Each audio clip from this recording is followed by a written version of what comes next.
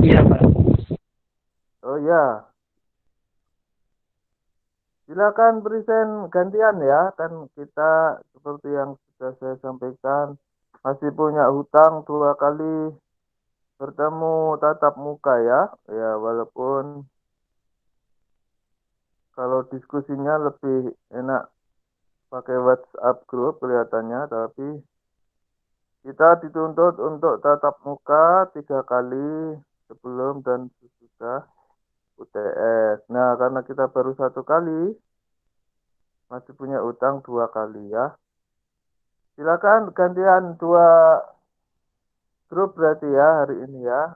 Silakan diatur. Nanti kalau sudah akan saya beri tambahan.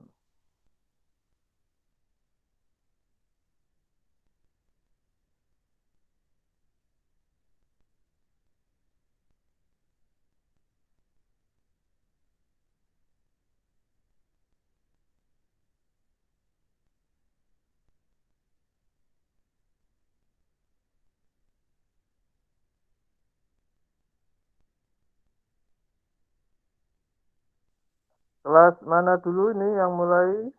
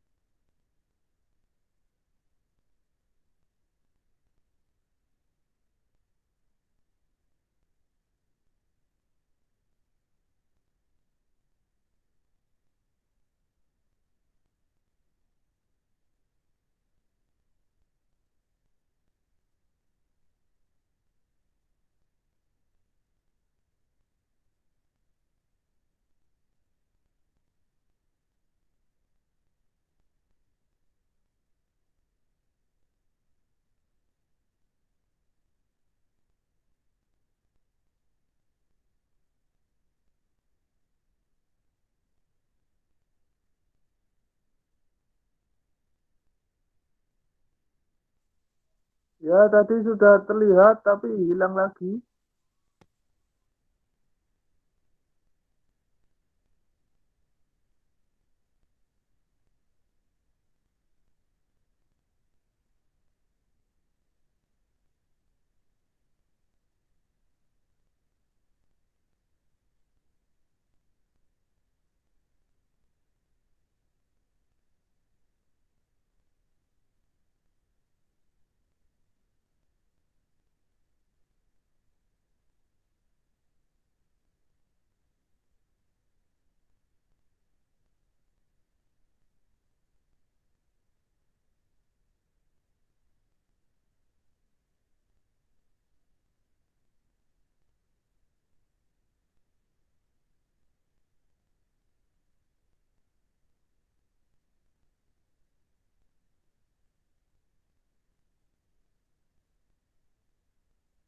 Trial,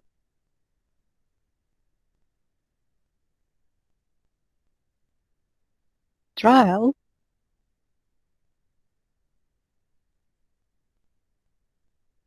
trial,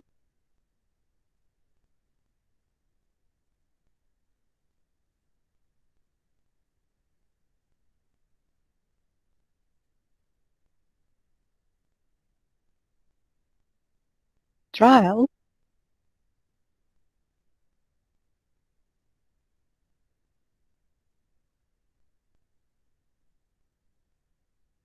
trial,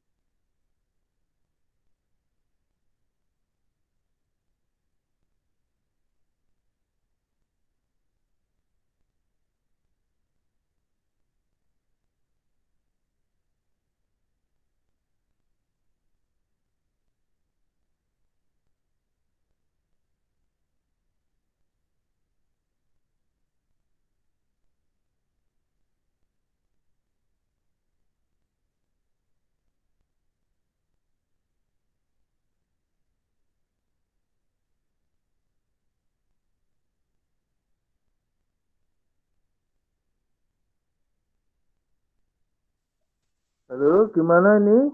Kok belum ada yang berbicara?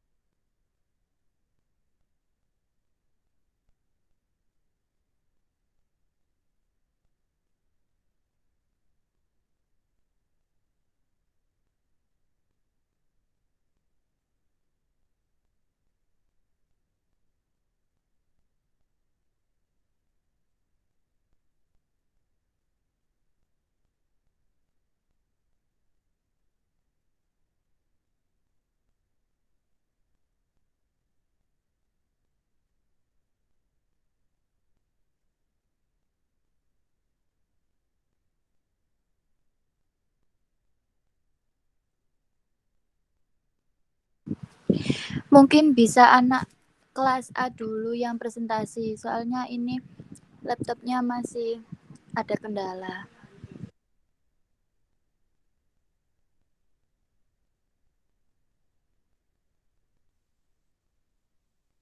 Ya, silakan kelas A dulu.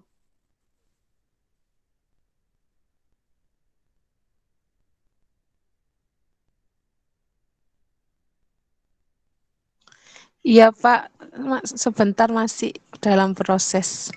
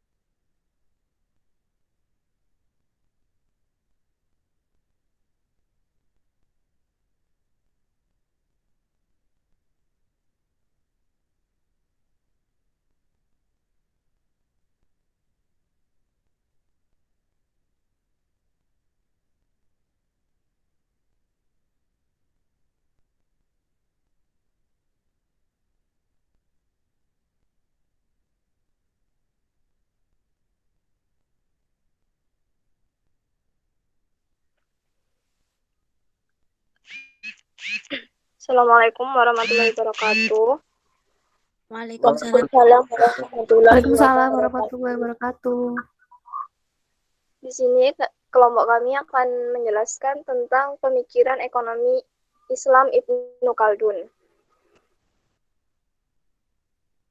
Sebelumnya, perkenalkan anggota dari kelompok kami. Saya Fadia Rizky, NIM 017. Saya Bila Sikia, NIM 011.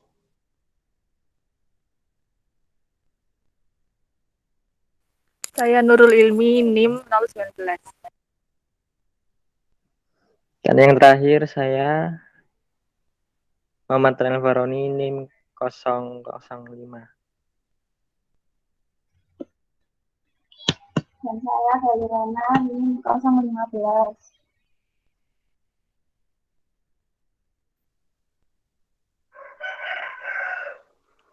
Next, Mbak Rena.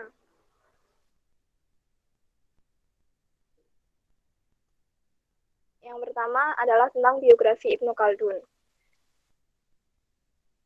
Nama lengkapnya adalah Abd al-Rahman bin Muhammad bin Khaldun al-Hadrawi, dikenal dengan panggilan Waliyuddin Abu Zaid Hadi al-Hudad. Ia lahir tahun 732 Hijriah di Tunis. Ia bergelar Waliyuddin dan nama populernya adalah Ibnu Khaldun. Ia bermazhab Maliki, muhaddis al-hafiz, pakar usul fikih, sejarawan, pelancong, penulis, dan sastrawan. Nenek moyangnya berasal dari Hadramaut yang kemudian bermigrasi ke Seville, Spanyol. Pada abad ke-8, setelah semenanjung itu dikuasai Arab Muslim, keluarganya menduduki posisi tinggi dalam politik di Spanyol. Sampai akhirnya hijrah ke Maroko. Setelah itu, mereka menetap di Tunisia. Di kota ini, mereka dihormati oleh pihak istana, diberi tanah milik dinasti Hafsiyah.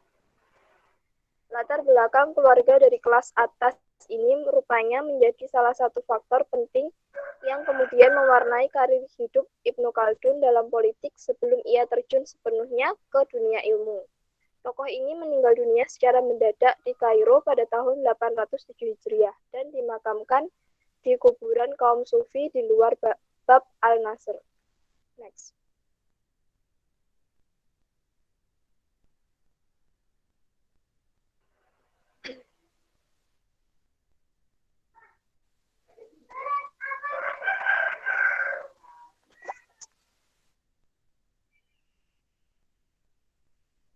Selanjutnya akan dijelaskan oleh rekan saya. Baik, saya akan melanjutkan presentasi dari kelompok kami. Yang kedua ada perjalanan studi karya Ibnu Khaldun.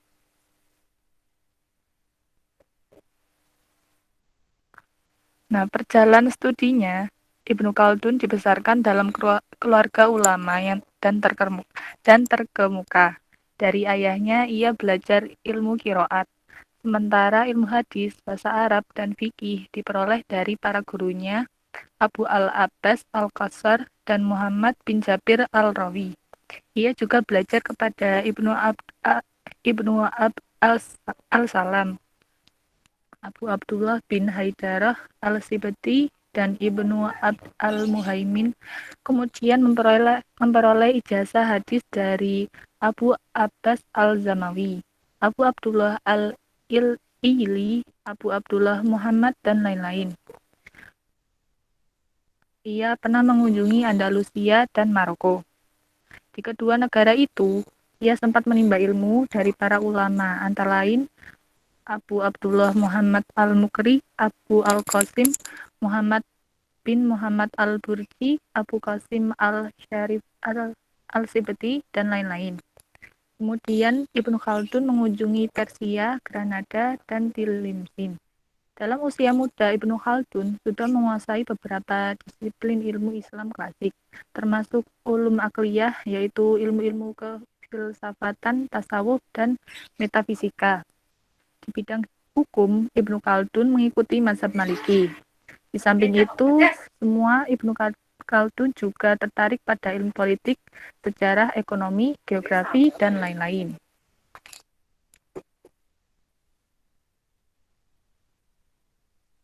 Kemudian karya-karya dari Ibnu Khaldun.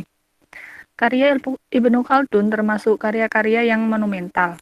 Ibnu Khaldun menulis banyak buku, antara lain Syarh al-Burdah, yaitu sejumlah ringkasan atas buku-buku karya Ibnu Rushd.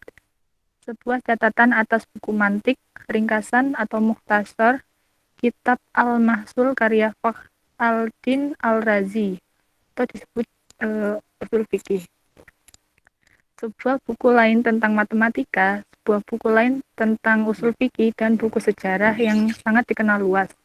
Buku sejarah tersebut berjudul Al-Ibar wa Diwan Al-Mubtada wa Al-Habar fi Tarikh Al-Arab wa Al-Ajam wa Al-Barbar. Ibnu Khaldun melalui buku ini benar-benar menunjukkan penguasaannya atas sejarah dan berbagai bidang ilmu pengetahuan. Di samping kitab tersebut, kitab Al-Muqaddimah Ibnu Khaldun merupakan karya monumental yang mengundang para pakar untuk meneliti dan mengkajinya. Baik, presentasi selanjutnya akan dilanjutkan oleh rekan saya. Jadi di sini saya akan menjelaskan tentang pemikiran ekonomi Ibnu Khaldun. Next, Mbak Rena.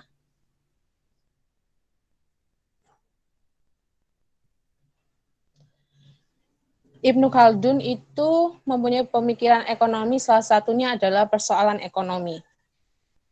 Ya, seperti yang kita tahu bahwa motif ekonomi itu timbul karena hasrat manusia yang tidak terbatas, sedang barang-barang yang akan memuaskan kebutuhannya itu sangat terbatas. Sebab itu, Ibnu Khaldun mempunyai solusi, yaitu memecahkan soal-soal ekonomi haruslah dipandang dari dua sudut. Yang pertama adalah dari sudut tenaga dan dari sudut penggunaannya. Adapun dari sudut tenaga terbagi menjadi dua. Yang pertama, tenaga untuk mengerjakan barang-barang atau objek untuk memenuhi kebutuhannya sendiri, subjek dinamakan ma'asi atau penghidupan. Ini maksudnya tuh kayak gimana sih? Kamu misalkan ingin bercocok tanam, menanam mangga. Kamu membeli pupuk, membeli bibit, menanamnya sampai jadi tumbuh besar, sampai berbuah, itu tenaga kamu sendiri yang melakukan.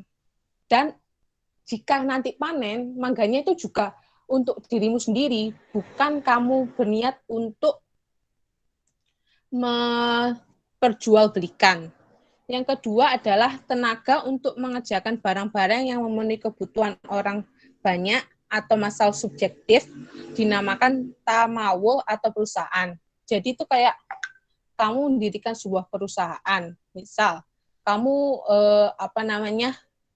mempunyai pabrik mie instan. Kamu beli bahan-bahannya, kamu packing, kamu olah dari bahan itu menjadi sebuah mie instan, itu digunakan untuk dijual, digunakan untuk memenuhi konsumen yang kamu tuju. Gitu maksudnya. Adapun dari jurus kegunaannya dapat dibagi menjadi dua hal. Kegunaan barang-barang yang dihasilkan itu hanyalah untuk kepentingannya sendiri, dinamakan rizki. Rizki itu disebut sekitar 55 kali dalam Al-Quran dengan 77 kata yang sama. Misalkan ayat tentang rizki itu ada Al-Baqarah ayat 22, Al-Baqarah ayat 57, An-Nur ayat 38, Quran surat Sada ayat 39, dan lain sebagainya. Ya, ini sebenarnya balik lagi kepada contoh yang pohon mangga yang kamu cocok tanam tadi, nanti kan hasilnya kamu juga makan-makan sendiri untuk pemenuhan hidup perut kamu, bukan untuk kamu jual, itu maksudnya gitu. Terus kegunaannya untuk kepentingan orang banyak, sedang kepentingan orang yang mengerjakan tidaklah menjadi tujuan utama. Hal ini dinamakan kasab, tersebut 67 kali dalam Al-Quran. Ayat-ayat yang mengandung tentang kasab itu diantaranya adalah Quran surat Al-Jumu'ah ayat 10, Al-Mulk ayat 15, Al-Ankabut ayat 17, Al-Muzammil ayat 20, dan masih banyak lagi. Maksudnya itu, contohnya itu kayak gini, yang pabrik mie tadi, kamu kan produksi segitu banyak itu bukan kamu makan semua kan mie-nya, tapi untuk kamu jual belikan, untuk masyarakat bisa memenuhi kebutuhan hidupnya, digunakan untuk konsumsi masyarakat, dan lain sebagainya.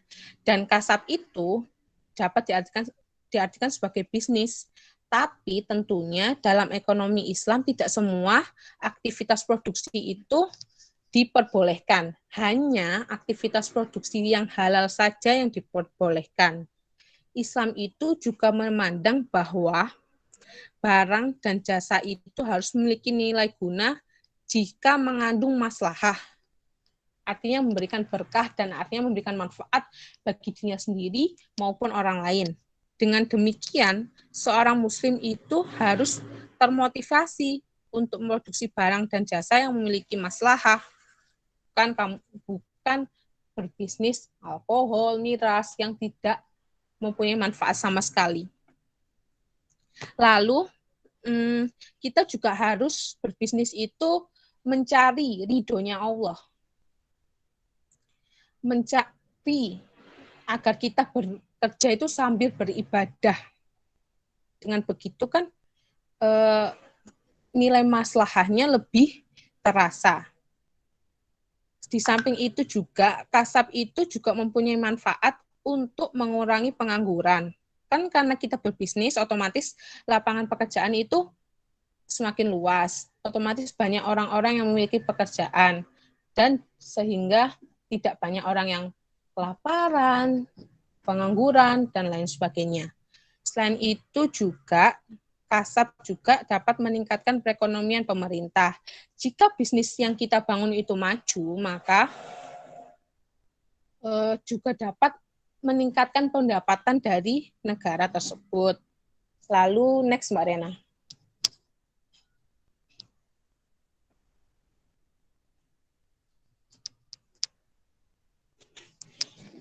Yang selanjutnya adalah usaha pribadi dan perusahaan umum. Di dalam surat Hud ayat 6, Allah memakai perkataan rizki bagi segala makhluk yang melata di bumi. Di dalam surat Al-Baqarah ayat 121, Allah menggunakan perkataan kasab bagi usaha suatu umat bangsa. Kemudian pula dalam surat Ar-Rum ayat 41, Allah menegaskan bahwa dunia dipenuhi oleh kebinasaan dan kehancuran di daratan dan di lautan karena perbuatan dan persaingan ekonomi kasab antara manusia. Hal ini dengan jelas diuraikan oleh Ibnu Khaldun sebagai bagian dari proses ekonomi yang berjalan seiring dengan kehidupan umat manusia.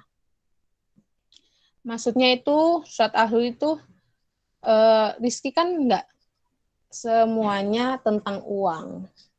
Rizki itu, rizki kita dapat bernafas, kita memperoleh sinar matahari, kita diberi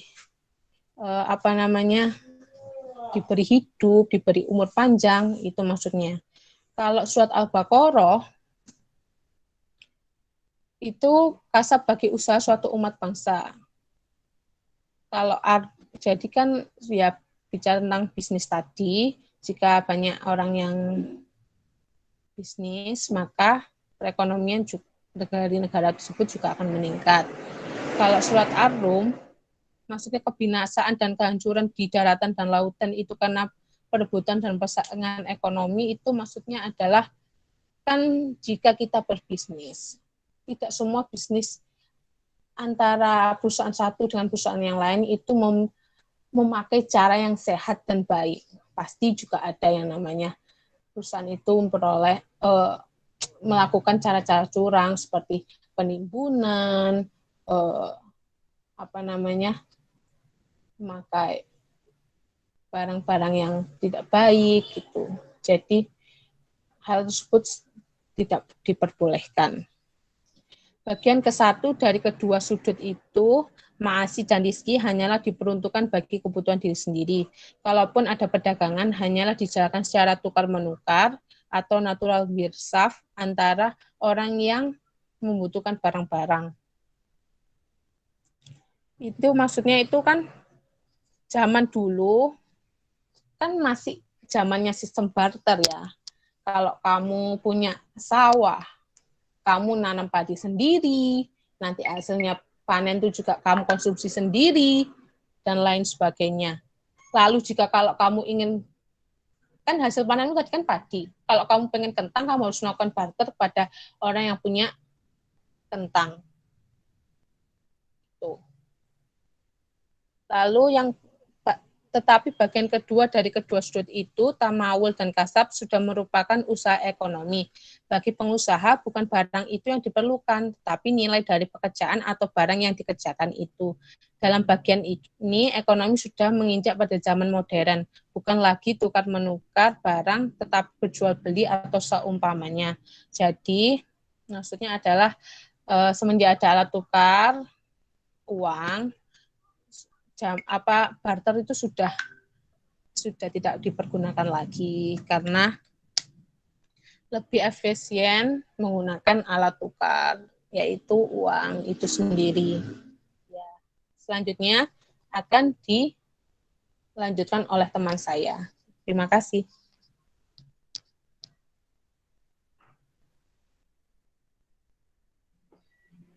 Baik, untuk pemikiran Ibnu Khaldun selanjutnya yaitu mengenai peranan mata uang.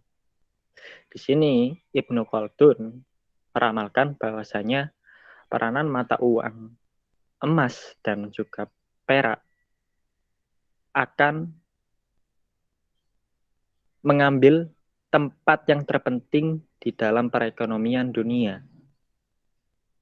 Dan hal itu emas dan perak melayani beberapa hal. Dan 3 di antaranya adalah yang pertama, menjadi alat penukar dan pengukur harta sebagai nilai usaha.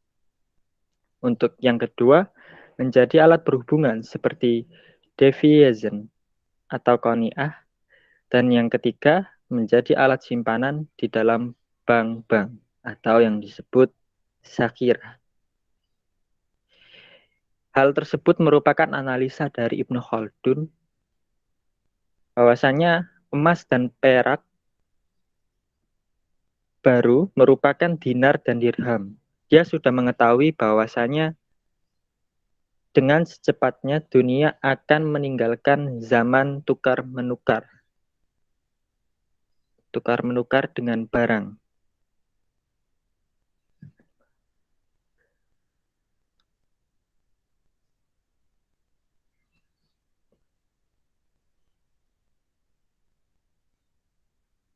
Dan dalam zaman baru itu emas dan perak akan menempati tempatnya yaitu sebagai ukuran nilai atau standar.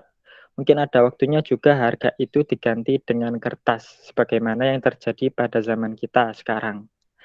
Tapi tujuan yang sebenarnya seperti keterangan Ibnu Khaldun tetap emas dan perak.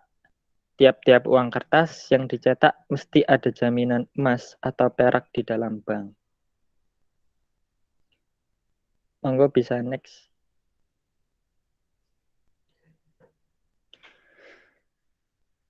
Untuk pemikiran Ibnu Khaldun selanjutnya yaitu mengenai soal-soal ekonomi dalam pasal 33. Salah satunya yaitu untuk dalam pasal 1 mengenai terminologi dari kata-kata ekonomi yang sudah dibahas oleh rekan saya tadi. Di antaranya yaitu mengenai terminologi ekonomi pada 2 kata yaitu rizki dan kasab. Rizki dan kasab merupakan 2 kata yang mengandung arti atau implikasi sendiri-sendiri. Dari 2 kata ini pula Ibnu Khaldun memberikan satu pendapat bahwa ada usaha pribadi dan juga ada usaha publik. Selain itu juga pemikiran Ibnu Khaldun dalam pasal 2 mengenai pembagian rencana-rencana ekonomi kepada 2 golongan dengan macam-macam usahanya, yaitu golongan usaha yang naturalistik langsung menjadi rencana ekonomi dan kedua golongan usaha yang bukan naturalistik menjadi rencana usaha ekonomi. Monggo bisa next.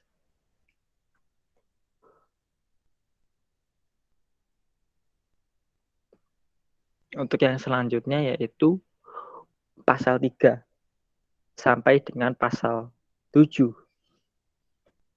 Bahwasanya menguraikan usaha-usaha yang bukan naturalistik menjadi usaha ekonomi dan juga uraian tentang faktor-faktor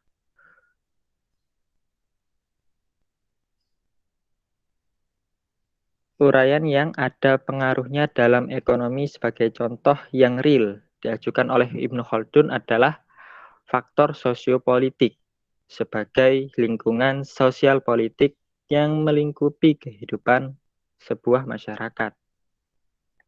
Dan yang selanjutnya yaitu pasal 8 khusus mengenai soal pertanian. Pertanian menurut Ibnu Khaldun dikatakan bahwasanya pertanian merupakan usaha asli manusia untuk mencukupi kehidupan sehari-hari, terutama makan. Terima kasih, mungkin bisa dilanjut dengan rekan saya.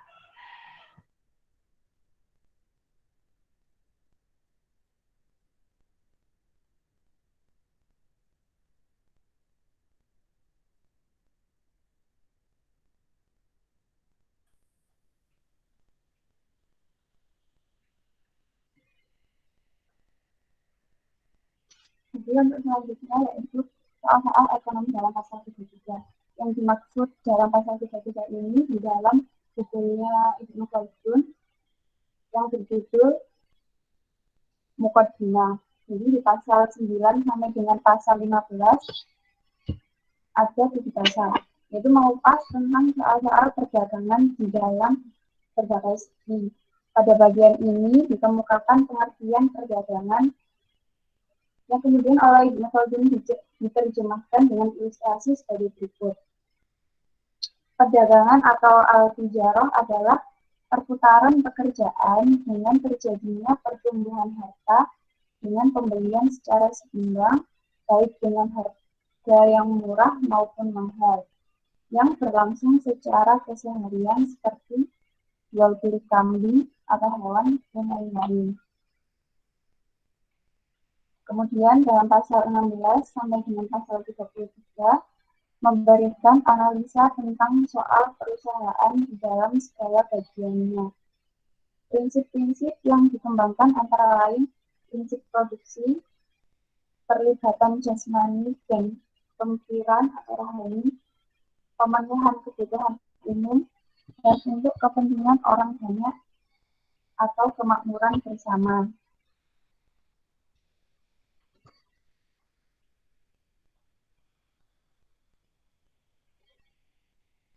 Buku Al-Muqaddimah karya Ibnu Khaldun ini menjadi sumber kebangunan Eropa. Karya ekonomi dari Ibnu Khaldun itu menjadi lampu di tengah-tengah kegelapan atau ibarat bintang di alam cakrawala yang telah memberi pedoman bagi teori ekonomi Eropa, khususnya, dan teori-teori internasional pada umumnya. Karya Ibnu Khaldun bagian kelima dari bukunya yaitu Al-Muqaddimah membahas tentang ilmu ekonomi pada umumnya yang menjadi dasar bagi Karl Marx sewaktu menulis bukunya Das Kapitalis.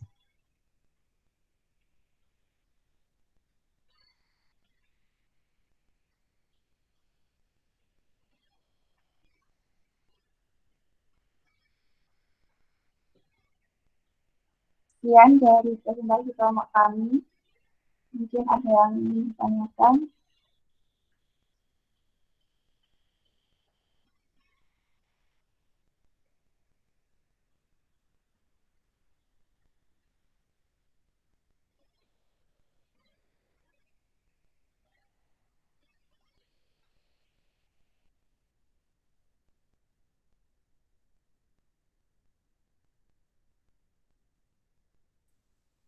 Silakan kalau ada yang ingin bertanya. Habis ini kelompok yang kelas satunya lagi ya. Tadi belum jadi kan ya? Iya, Pak.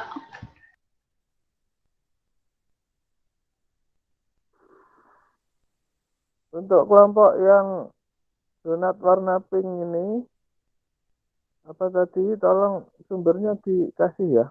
Tadi kok banyak bahasa Jerman-Jerman itu tadi.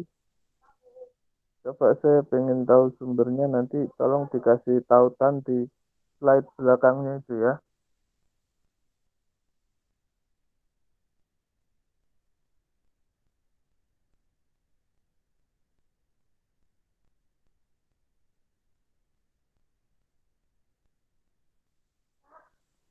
Ya, gimana kelompok yang awal tadi? Sudah bisa apa belum?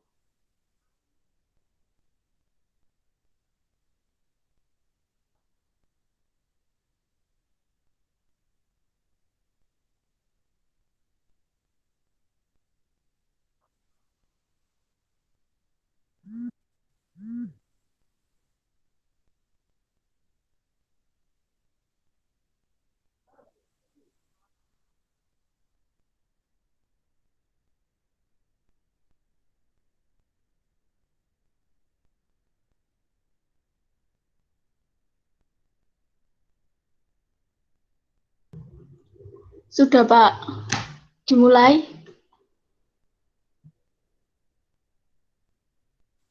Ya, silakan. Oke, Assalamualaikum warahmatullahi wabarakatuh.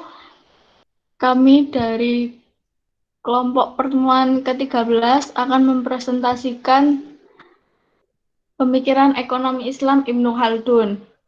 Pertama, perkenalkan nama anggota kami, ada Meita Amelia, NIM 032, Dava Eka atau saya sendiri, NIM 038, Puji Lestari, NIM 042, dan Mia Karunia, NIM 080. Biografi Ibnu Khaldun. Nama lengkap yaitu Abdul Rahman bin Muhammad bin Khaldun Al-Hadrawi.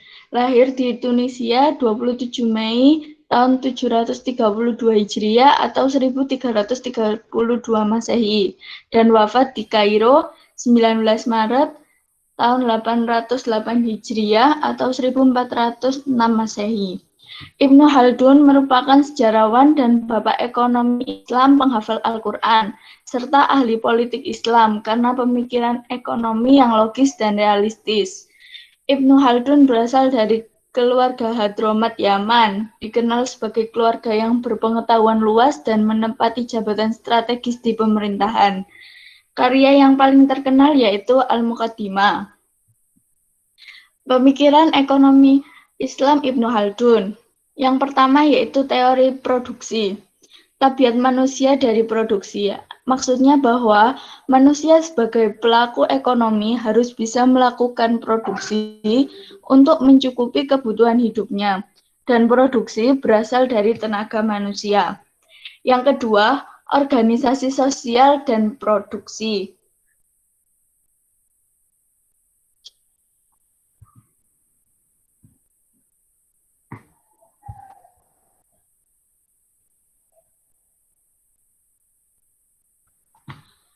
Organisasi sosial dari tenaga kerja perlu spesialisasi yang lebih tinggi dari pekerja agar dapat memproduksi barang dan jasa yang bermutu. Yang ketiga, yakni organisasi internasional dari produksi.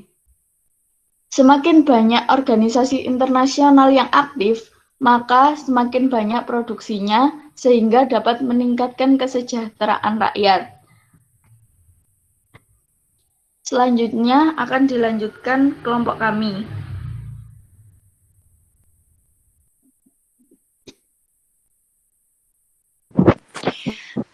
Pemikiran ekonomi Islam Ibnu Khaldun yang kedua yaitu tentang teori nilai, uang, dan harga. A. Teori nilai. Bagi Ibnu Khaldun, nilai suatu produk sama dengan jumlah tenaga kerja yang dikandungnya. B. Teori uang. Ibnu Khaldun mendukung penggunaan emas dan perak sebagai standar moneter. C. Teori harga. Ibnu Khaldun menekankan bahwa kenaikan harga disebabkan oleh permintaan dan penawaran. Yang ketiga tentang teori distribusi. A. Gaji. Gaji merupakan unsur utama dari harga barang karena nilai suatu produk yaitu sama dengan jumlah tenaga kerja yang ada di dalamnya. B. Laba. Bagi Ibnu Khaldun, hakikat perdagangan yaitu membeli dengan harga murah dan menjual dengan harga mahal. C. Pajak. Pajak dapat melemahkan produksi, di mana penurunan belanja mengakibatkan penurunan keuntungan dan penurunan penerimaan pajak. Selanjutnya akan dibacakan oleh kelompok kami. Pemikiran ekonomi Islam Ibnu Khaldun. Yang keempat ada teori siklus. Yang A, siklus populasi. Semakin besar populasi, semakin besar pula permintaan pasar. Semakin besar produksi, semakin besar juga permintaan tenaga kerja, yang dimana itu akan meningkatkan populasinya. Yang B, siklus keuangan publik. Yang pertama, pengeluaran pemerintah. Bagi Ibnu Khaldun, sisi pengeluaran pemerintah sangat penting, karena dengan pengeluarannya negara dapat meningkatkan produksi. Yang kedua, perpajakan. Ibnu Khaldun menganjurkan keadilan dalam perpajakan karena berpengaruh terhadap kemakmuran suatu negara. Karya-karya Ibnu Khaldun. Yang pertama ada At-Ta'arif bi Ibnu Khaldun, yaitu sebuah kitab autobiografi. Yang kedua, Muqaddimah atau kitab yang berisi filosofis, sosiologis, dan historis. Yang ketiga, Lubab al-Muhassal fi Usul ad-Din, yaitu kitab tentang permasalahan dan pendapat-pendapat teologi.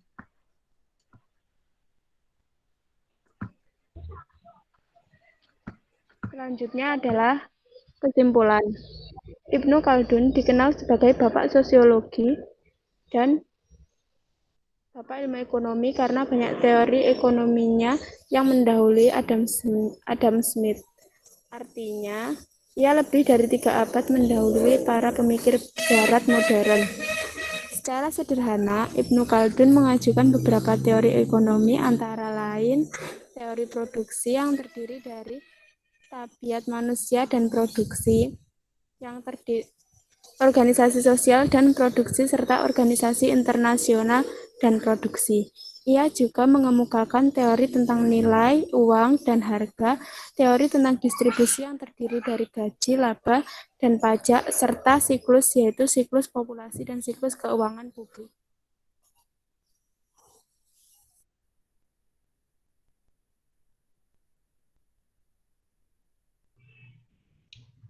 Oke, apakah ada yang ditanyakan?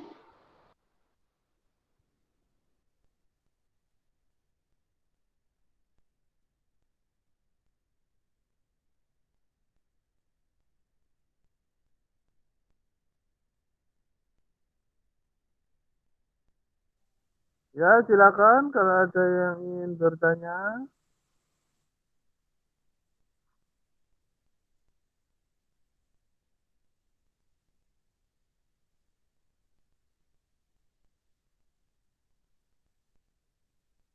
Ya, sambil nunggu yang bertanya ya, saya akan memberi garis bawah begitu ya, beberapa hal yang penting dari pemaparan kelompok kelas A dan kelas B begitu ya. Ya, luar biasanya materi kalian walaupun subjeknya sama ya, Ibnu Khaldun, tetapi isinya relatif berbeda ya. Nah, saya senangnya kalau kelas 3 itu begini ya. Nah, jadi ada saling melengkapi begitu ya. Jadi yang satu membahas ini, yang satunya lagi membahas yang sisi yang berbeda walaupun subjeknya sama. Menarik sekali ya. Terutama yang tadi itu yang paling seru dibahas tentang apa tadi? Al-Kasb tadi ya, Al-Kasb tadi ya. Walaupun sebetulnya itu bukan fokus utama dari Ibnu Khaldun ya, yang saya tahu ya, yang saya tahu ada tokoh lain yang mengarang kitab khusus tentang Al-Kasab ini ya, Al-Kasbu ini ya. Nah, kalau Ibnu Khaldun itu yang paling terkenal kitabnya adalah Muqaddimah ya. Nah, Muqaddimah. Nah, ini saya kebetulan punya buku Adi Warman Karim ya. Mungkin kalian juga mengacu dari sini. Nah, kalau di Adi Warman Karim ini ditulis. Jadi karyanya Ibnu Khaldun itu judulnya sebetulnya Al-Ibar. Terdiri dari apa itu tadi ya? Ada tulisan. Oh, pertanyaan ya. Oke. Terdiri dari 3 buah buku dalam 7 volume. Muqaddimah 1 volume, Al-Ibar 4 volume, dan Ta'rif Ibnu Khaldun. Ta'rif itu berarti ini ya. Mengenal, berarti yang tadi kata temanmu tadi ya. Semacam autobiografi. Nah, yang banyak tersebar di masyarakat itu baru muqaddimahnya saja ya. Nah, pembukaan. Ibaratnya kalau UUD 45 itu baru ini apa namanya? Pembukaannya aja. Nah, itu pembukaannya aja sudah fenomenal begitu ya. Nah, cuman yang isinya yang lebih dari itu saya belum punya. Kalau ini bisa dibalik ya, bentar. Nah, jadi saya punya itu bukunya ini ya, apa Muqaddimahnya Ibnu Khaldun yang terjemah. Kalau ini bukunya Pak Haji Warman Karim ya. Setahu saya lebih tebal dari ini ya. Itu baru Muqaddimahnya saja ya. Nah, baru Muqaddimahnya saja sudah tebal ini, lebih malah ya. Nah, padahal kalau di sini dijelaskan bahwa itu Muqaddimah 1 volume, Al-Ibarnya 4 volume, sama At-Ta'rifnya 2 volume, kan jadi 7 volume ya. Wah, luar biasa. Memang kalau kalian ini ya penasaran, ada itu ya Muqaddimah. Tahu saya sudah dari berbagai versi ya, yang versi Inggris ada, yang versi bahasa Indonesia tidak ada. Oke, kemudian ini ya, coba saya bacakan kesimpulannya dari Pak Adi Warman Karim ya. Ini ya. Jadi Ibnu Khaldun ini sudah mengemukakan pentingnya spesialisasi kerja sebelum Adam Smith. Nah, gitu. Kemudian sudah mengemukakan prinsip nilai tenaga kerja sebelum David Ricardo. Nanti kalian cari ya teori-teorinya orang barat itu ya. Kemudian sudah menguraikan teori populasi sebelum Malthus. Wah, luar biasa kan? Malthus itu teorinya tentang ini, bahwa suatu saat nanti manusia itu akan kelaparan gara-gara manusianya tambah banyak, kemudian lahan pertaniannya semakin sempit. Nah, sehingga akan ada kelaparan. Nah, sebelum itu ternyata Ibnu Khaldun juga sudah mengemukakan teorinya tentang populasi.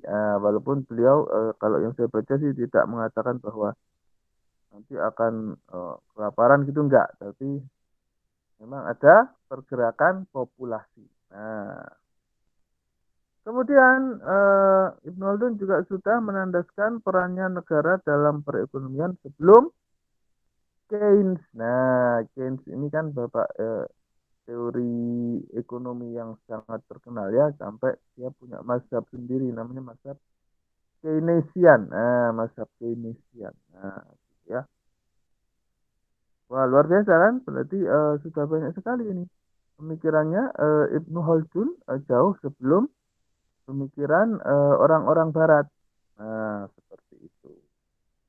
Terus ada lagi yang mungkin bisa saya tambahkan ini ya. Jadi menurut beliau, sebuah negeri itu tidak dapat tidak selalu akan melalui siklus perkembangan ekonomi dan depresi. Jadi namanya siklus itu kan berputar ya. Jadi perkembangan, habis itu depresi, perkembangan lagi, habis itu depresi lagi. Nah itu menurut Ibnu Khaldun seperti itu. Nah seperti itu ya. Terus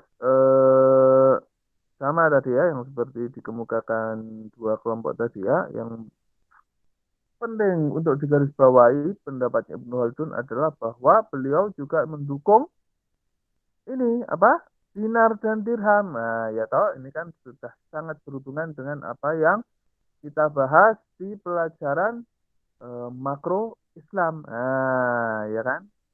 Nah, sudah sangat berhubungan. Mana mana ya ininya ya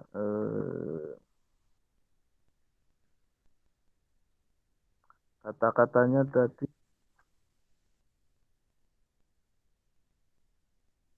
Nah, ini nih. Semua barang-barang terkena fluktuasi pasar kecuali emas dan perak. Nah, kan gitu ya. Kemudian Allah menciptakan dua batuan logam, yaitu emas dan perak sebagai ukuran nilai semua akumulasi modal. Emas dan peraklah yang dipilih untuk dianggap sebagai harta dan kekayaan oleh penduduk dunia. Nah, oleh karena itu, beliau mendukung penggunaan emas dan perak sebagai standar moneter. Nah, terus beliau juga mengatakan bahwa pemerintah seharusnya ini apa namanya? Mana tadi ya?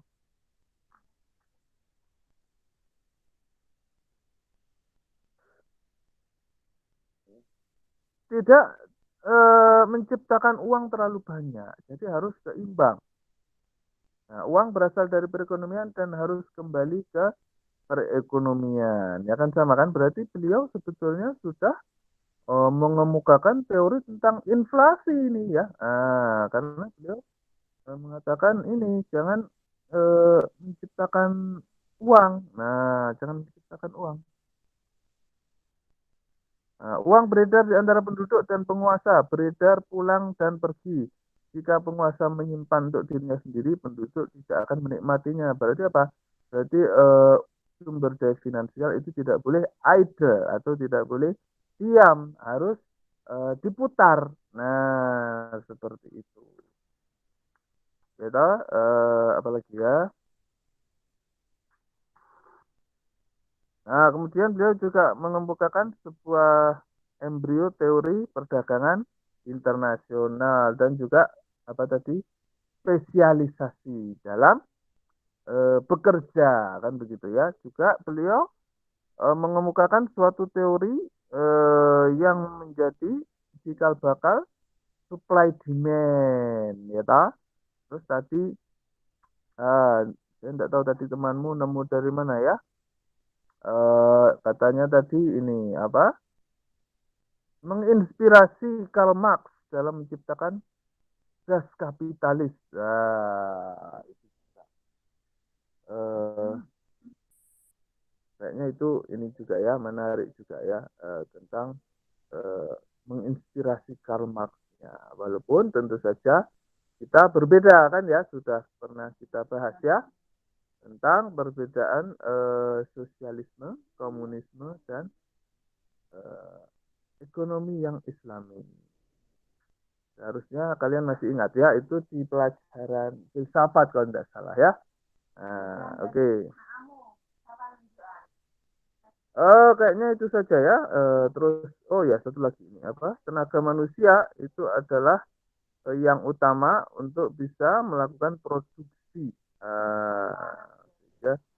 Kalau tidak ada tenaga manusianya, maka tidak ada produksinya. Karena yang berharga adalah tenaga manusia. Oke, coba saya lihat tadi. Apa tadi pertanyaan temanmu tadi ya?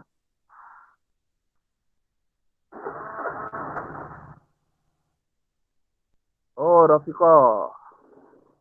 Mengapa nilai suatu produk sama dengan jumlah tenaga kerja di dalamnya? Mengapa nilai suatu produk sama dengan nilai tenaga kerja di dalamnya. Mana tadi ya?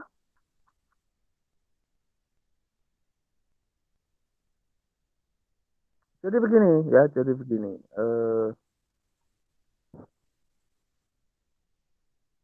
sebetulnya ketika kita menjual sesuatu, itu kan tidak serta-merta kita menjual barangnya itu, begitu ya. Kita juga menghargai tenaga manusia yang mengolah, ya kan, yang mengolah barang mentah itu menjadi barang jadi. Nah, itulah yang menjadi salah satu komponen harga, kan begitu ya. Nah, jadi misalkan misalkan baju. Nah, baju sebelum jadi baju kan kain ini ya, kain lembaran begitu ya. Nah, terus kenapa baju itu mahal? Lah, yang mahal itu kan bukan semata-mata karena bahannya, mahal ini karena terbuat dari sutra. Nah, tidak hanya itu saja. Tetapi ada faktor produksi di dalamnya, yaitu kemampuan manusia untuk bisa memotong dengan pas, gitu ya, menjahit dengan rapi sehingga tercipta sebuah baju. Sehingga beda tangan, beda hasil, beda desainer, beda hasil, beda desainer, beda harga, kan begitu ya. Yang dihargai bukan hanya bahannya saja, bahannya mungkin sama-sama katun, tetapi yang dihargai kan skillnya ya, skill desainernya, skill menjahitnya. Itu jahit itu kalau nggak ini nggak rapi itu juga nggak jadi baju ya. Oke, terus tadi ada pertanyaan apa tadi ya? Nah, ini saya nggak tahu ya, apa itu ya, natur itu ya. Natur itu kayak sampo. Ini mungkin kelompok terkait ini yang bisa menjawab ya, pertanyaan Laila tentang naturlik ini ya, naturlik. Silakan, mungkin kelompok yang terkait bisa bantu saya jawab.